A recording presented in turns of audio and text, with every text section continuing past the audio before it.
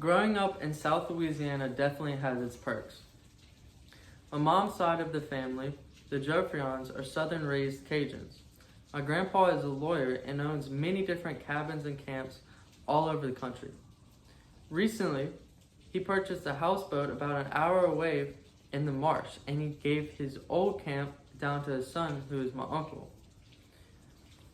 My friend Logan and I used to go there when we were younger, but we stopped going. I'm truly blessed to have such a wonderful family and amazing friends.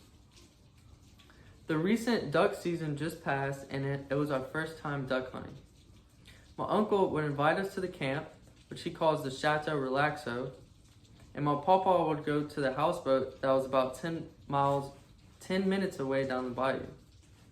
Each weekend, Logan and I learned many different life lessons in the marsh.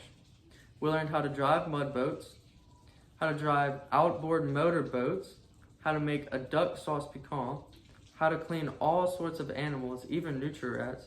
But the biggest life lesson we learned was that in nature, we see God's creation more vividly and hear his voice more clearly.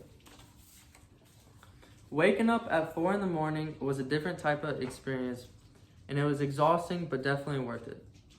Logan would drive us in the morning in the dark to my grandpa's boathouse, where we would wait for him in the mud boat.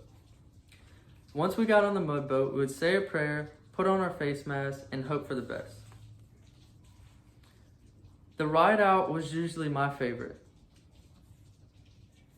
We would see lots of wildlife and lots of plant life, and it was a beautiful sight. Once we got to the duck blind, we'd throw decoys out, try to get comfortable, and sip on coffee because our brains were so foggy.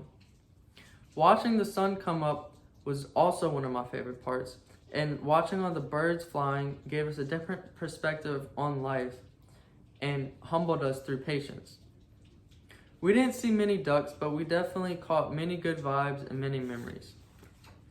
After the duck hunt, we would eat breakfast, clean the animals, and watch my grandpa cook the ducks.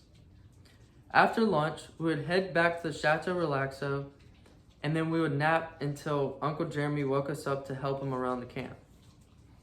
His version of help meant listening to him explain how to fix something in an ignorant way, and we hated doing things around the camp for him, but it taught us tolerance and acceptance. By Sunday morning, we would pack up everything and do it all over again the next weekend. Throughout the intense, remarkable struggle, I ended the duck season as a more fulfilled person and came closer to the people in my life who truly mattered.